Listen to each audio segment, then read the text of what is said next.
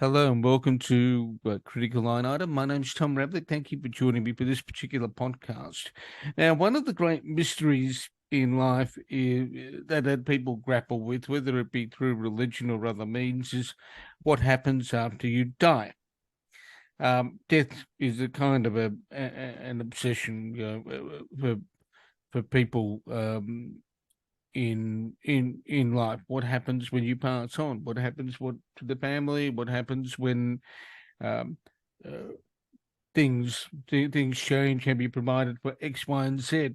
I'm talking today with an author who's explored death from a range of different perspectives. However, and it the first line on the cover actually gives you a little bit of an insight into what her world has been like for a while she's been writing this.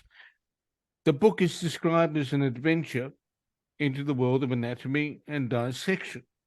It's called The Great Dead Body Teachers, and it's been put out by Ultimo Press, and the author is Jackie Dent. She's had a fascination, according to the book, and every single blurb I've seen on what happens when people actually pass on and even donate their bodies to science. What goes on? Well, Jackie's right here to tell us. Jackie, thank you for joining me.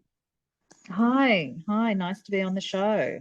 Thank you for coming on. Now, before we dive into the book, which is fairly substantive, I should let people know. Um, i- i- what's your elevator pitch to people who've never met you before? How would your career look like if you had to sum it up on a yellow post-it note for someone? My career, Oh yeah. right, sorry, yes. I have had an eclectic career, I'd say. I've been a writer, central to everything is writing. I've been a journalist for a long time and I got a bit restless with journalism, so I moved into working for the United Nations. So I worked in sort of a couple of conflict areas.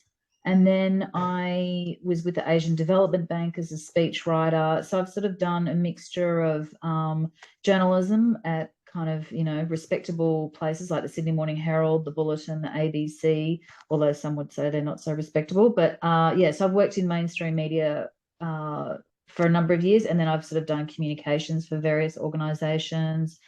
And then I curated public talks for a while, which was really good. And now I'm doing a PhD. So yeah, I'm kind of like a writer, kind of researcher, sort of type person. It person of all trades. Yes. In many respects. Now, before we go into talking about dead things, which has obsessed you for a while and will continue to do so, um, given the interest in your book, what's your PhD on? My PhD is actually on the pleasures of war, and I'm Okay. doing it in international relations at the University of Sydney. And it was kind of born from I worked in Afghanistan for a while, and I came back to Sydney and was doing a master's. And I read a quote from a woman during the French Resistance that was about how she missed the war.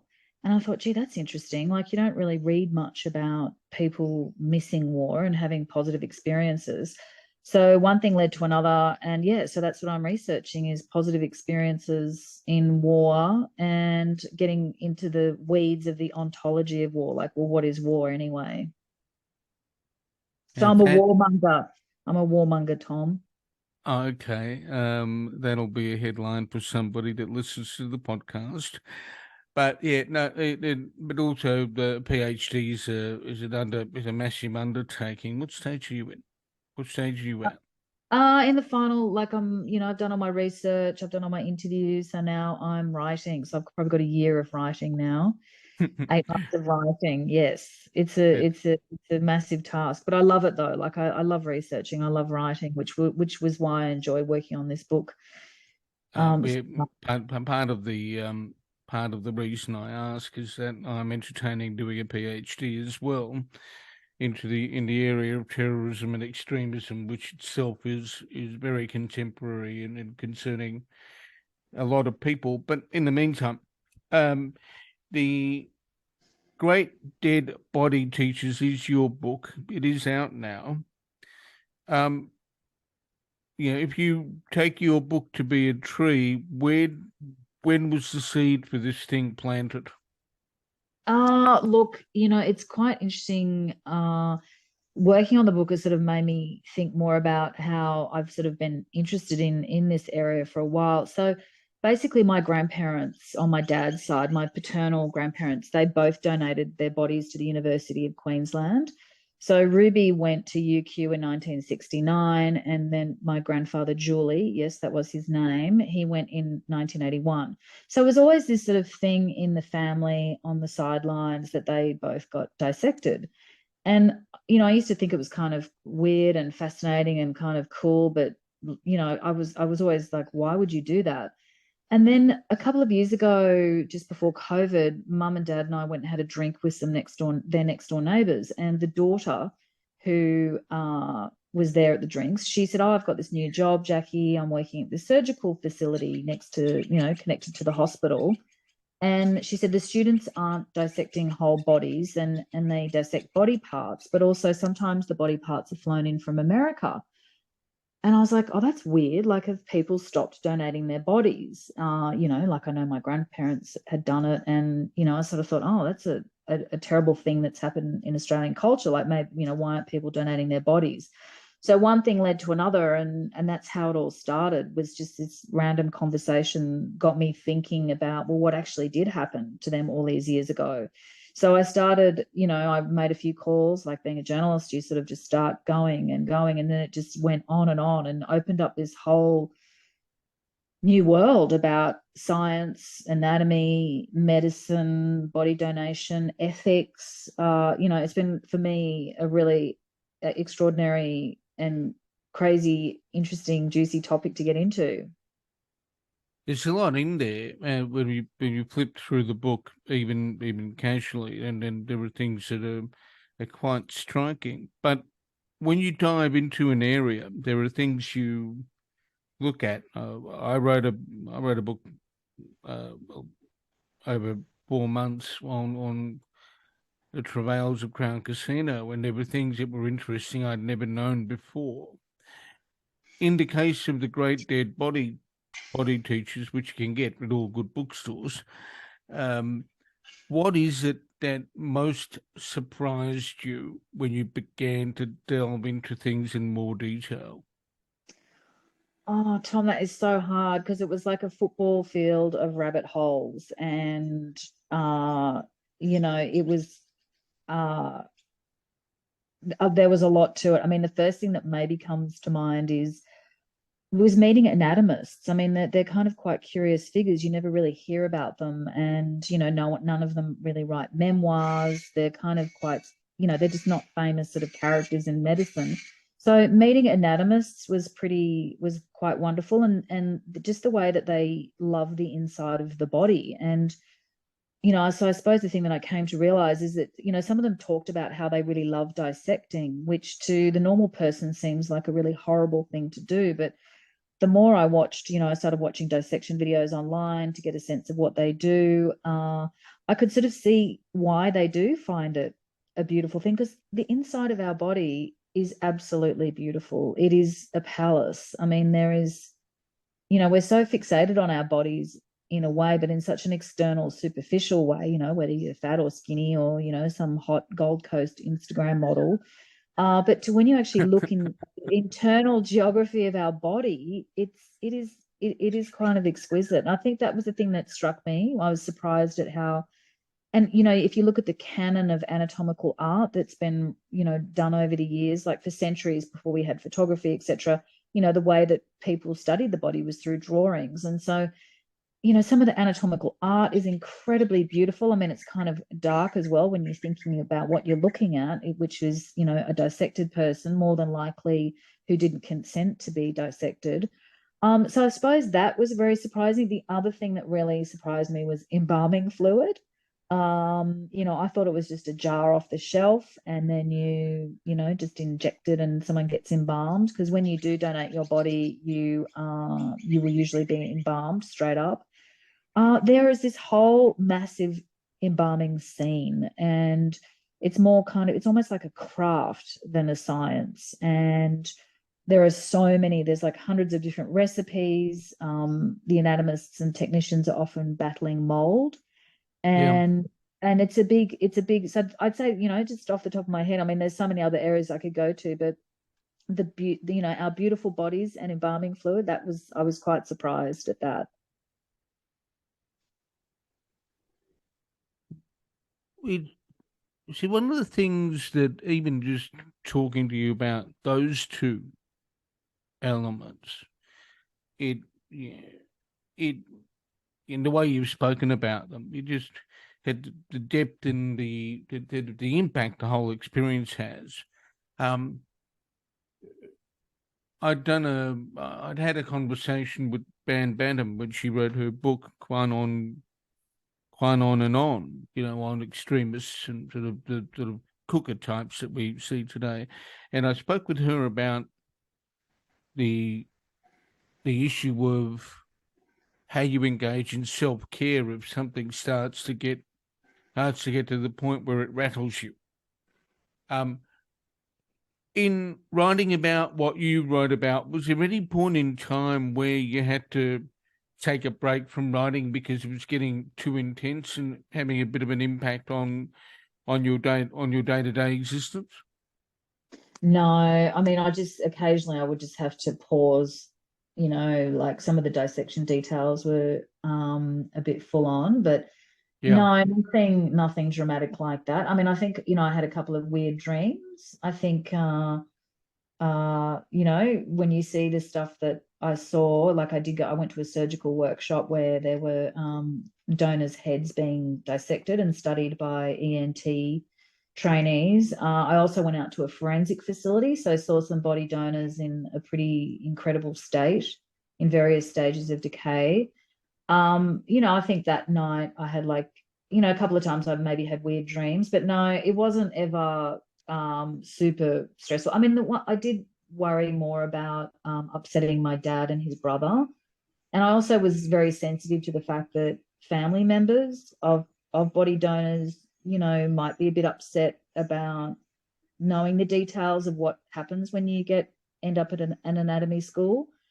So that was more that, you know, I was more stressed about that. And also just trying to write a book during COVID, such a hassle, you know, like you're a writer and you just want to get out and about in the field, and you just literally can't. So, but no, I mean, overall, it's just been a super interesting experience. I mean, if anything, I feel sorry for maybe some of my friends. They got bored listening to me rabbit on about, oh my gosh, this, you know, interesting paper that I'd read about, you know, the soul in the anatomy lab, or, you know, an old doctor told me about taking a brain home. I mean, yeah, so no, it was a very positive experience writing the book.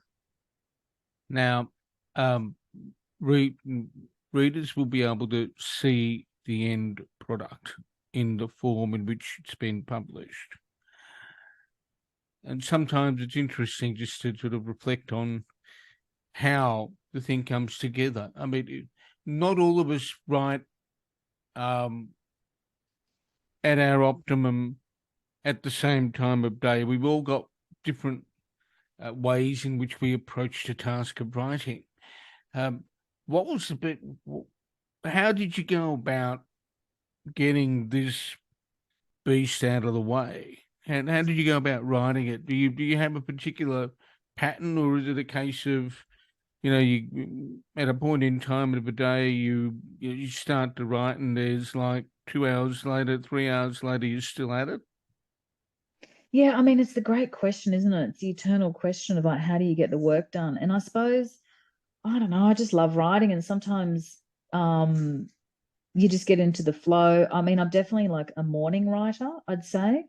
And so I always sort of write in the mornings. I'm really terrible. I write in bed, even though I've got like a really amazing desk. And I did buy Australia's most expensive office chair as a way to get me out of bed and being professional sitting at a desk. I do spend a lot of time in bed writing. Uh, I think the headache, you know, like aside from, you know, being fresh-minded, it is really hard sometimes, isn't it? Like getting the structure right. Like I think it's the technicalities of writing that are so you know, it's like a puzzle, and sometimes it's really horrible. And, you know, you print out, you know, 4 chapters and you read them in sequence and you think, no, that sounds shit. And then you think, where am I going to put this bit? You know, like you know, I knew I had a Mm. particular case to build and there were particular elements that had to go in there. And, but it's like, where do you put them and where do I do this person? And yeah, it's part of the terror and the joy, really, isn't it? Oh, You're right. absolutely. Yeah, I mean, Absolutely. and I think structure, and I think that was one of the things. I think I go to an anatomy. I write about an anatomical conference in England that I went to, and it's interesting. The Anatomical Society of England. I know it's the International Federation of Anatomists. They had this old. They've got this sort of Latin motto, which is from structure comes function. What is it? It's like ex conformatione usus. From structure comes function. And so I really yeah, I started to see that as being a motto for my writing. Well, interestingly, I mean, when the last book I did on Crown Casino was um, uh, actually written. The first chapter that was written was in the middle of the book, and I built it. I built around it, of course. But the first thing that was easy to write was the chapter I'd already written in my head, having read all the having read all of the things. I mean, if a reader picks up a book and says, "Oh, this is really, really great," you wonder whether they understand how we actually put the patchwork quilt together, because it can be weird sometimes. Yeah, look, I mean, I read a quote from someone the other day that just said no book is perfect. And I think that's the thing for writers is that, you know, you want to write the perfect book. And of course you're going to make mistakes and it's not going to be, you know, incredible. Like we don't, you know, you and I don't operate in a world where like we live in New York and we've got some personal editor at the publishing house that we've been with for 30 years that's going to really comb through our book, you know, and turn it into this extraordinary, you know, master class kind of work. So I think there's a lot of pressure on writers, isn't it? You know, you want to write the perfect book. Not only does it have to be beautifully written, you know, you want it to be a page turner, you want it to be factually correct. I mean, it is kind of, you know, it's a pretty excruciating experience at times, isn't it? Because you do want to write something amazing. But the thing I kept reminding myself is that no book is perfect. Well, I mean, yeah, not only that, it's written by human beings, and human beings are fallible. Yeah, oh, look, definitely. Yeah, and I imagine with you, if you're writing about something like Crown, there'd be all sorts of, you know, pressures around like legal issues or, you know, trying to find sources. Like there's, you know, it's kind of amazing how many elements and how, you know, how challenging it is to get it all together. And I think that's what's kind of fascinating is that even though everyone's like into social media these days and they say that people's attention spans are shorter and everyone just wants to watch video, like why is it that so many people are still bloody writing books? You and I probably do it for therapy, do we? Don't we? Yeah, yeah, I'd say so. Yeah, I mean, I can't really, yeah, I mean, I wish I could. Maybe I should try and my next project will be a movie. I don't know, but yeah, like it is it's yeah, I mean, but still, I mean, I was in Dimmicks today and just thousands of books everywhere. It's like, why do everyone's still doing it, even though book sales aren't like they once were? Well, the other thing that is important to mention is that, yeah, and I've had to do this for other reasons, both with the writing I do, but also for looking at what I included in a PhD, expression of interest. I've actually gone back and looked at old stuff, old stuff written in the 19th century by people like John Stuart Mill, because I've had to.